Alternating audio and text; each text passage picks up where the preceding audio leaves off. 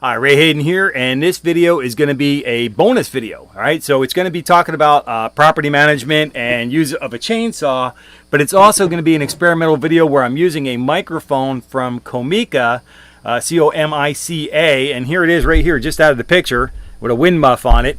Now, I'm going to make another video about that and everything that I'm doing with that and another experimental kind of thing that I'm working on, but that's down the road a little bit.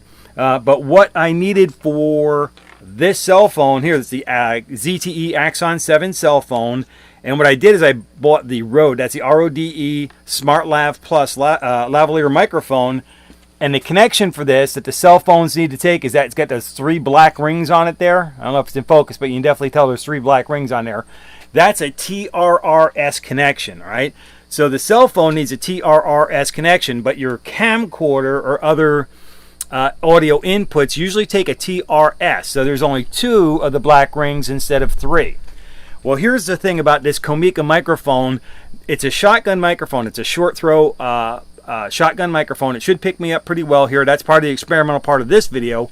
But the other thing is the microphone itself takes a TRS plug-in, all right? But it comes with a wire. Let's get the little wire in there. The wire on the one end has the TRS connection that you plug into the back of the microphone. So that microphone's kind of like, imagine this right here with the wire in the back. The wire unplugs from the microphone, which is great. It's really cool. And it has, for a regular camera or camcorder, if you have a little hot shoe on top of your on your camera, or if you have one of those like digital SLRs or something like that, you can put this on the hot shoe or the cold shoe on top of your camera, your traditional camera, and you can use your TRS connection if it goes in there. If you're using a cell phone, on the other hand, you can use this microphone with it. It comes with another wire that's the two prong I say, well, to the TRS to the TRS. So it has a conversion cable, comes with it in the package, no extra charge, and it's very inexpensive. So again, that's the part of the experimental thing I'm doing here. Like I said, the thing comes with this little wind muff on there, right? They call it the dead cat. I'm a cat lover, so I don't like that idea. But anyways, it's a wind muff, and it has a shock mount to it to kind of keep extra handling noises away. And it's a short throw microphone. It's not that long, but it's actually a pretty big microphone for what I thought it was. The size of the microphone is kind of like a little tiny handheld microphone, right?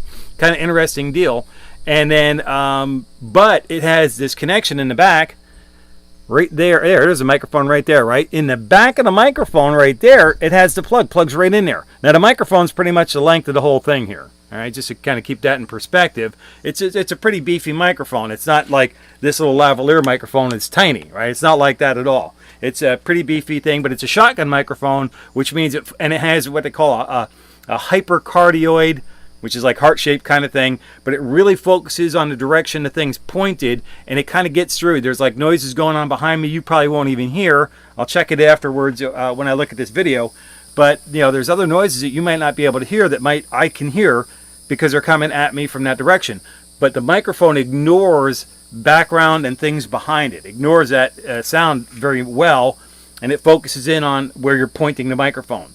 So if you see a movie and somebody's holding a pole microphone, at the end of that is probably, more than likely, a supercardioid or a cardioid pickup pattern, rather than omnidirectional, which is from every direction equally. And that's what they'll, pointing at the actors or the people talking or whatever, maintaining their social distance, right? Anyway, so who knew the movies were doing it right all along? Anyway, so that's the deal. That microphone from Comica comes with both types of connections. You can connect it right to your cell phone directly, or you can connect it to a traditional camcorder, right? Now the thing about that is this little cable that comes with it is very, very short, right? So that I got a little flag in the way there. So the thing about that is the microphone's short, the wire, the cable that comes with it, either one. Number one, if you have this thing on top of your camera, you don't want a 20-foot cable with it, so that makes sense, right? But if you do want a bit longer cable, right, because it's a TRS connection, I can have a beefier kind of cable to make the connection, the two round circles on the back of the microphone on the connection.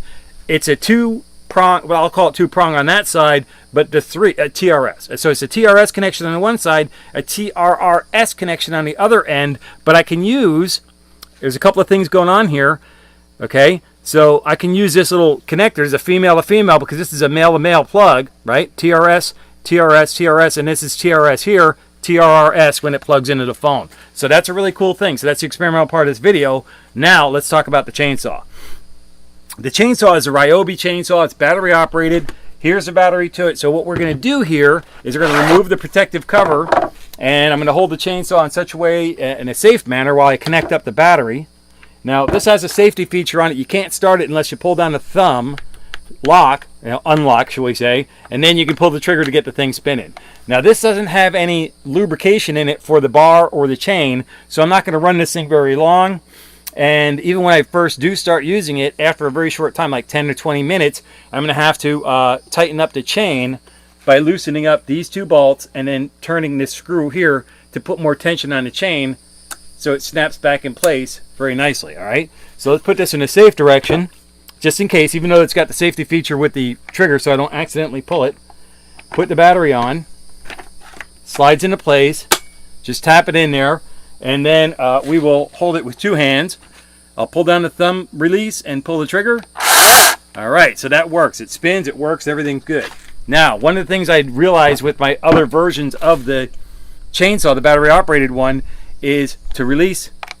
There we go. There's a little bit of energy left in it, so just go ahead and release it, pull that trigger one more time in a safe direction, and then put your safety guard back on. Now let's pull up the other chainsaw that's replacing, and of course it's a little bit dirty because I haven't washed it off yet, because it's not working right now.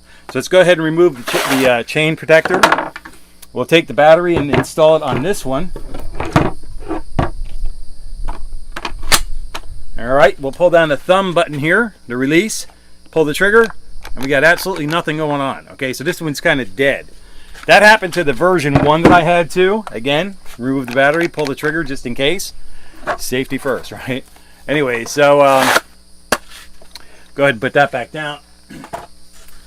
Now the issue with that is the first one that I had, version 1, you put the battery down in the top of the unit. I guess it went like this. The battery went down in the top of the chainsaw and it fit this form factor. All right, they make a bigger battery now. It's actually physically bigger. Not that it's got more power.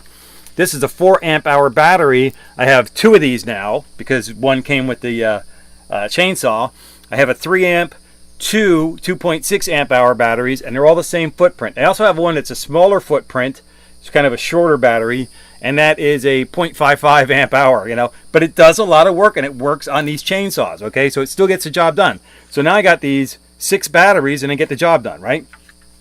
They will all run the chainsaw, and they'll just run it for different various lengths of time, get a certain number of cuts out of it and everything before you have to change things out, change the battery out.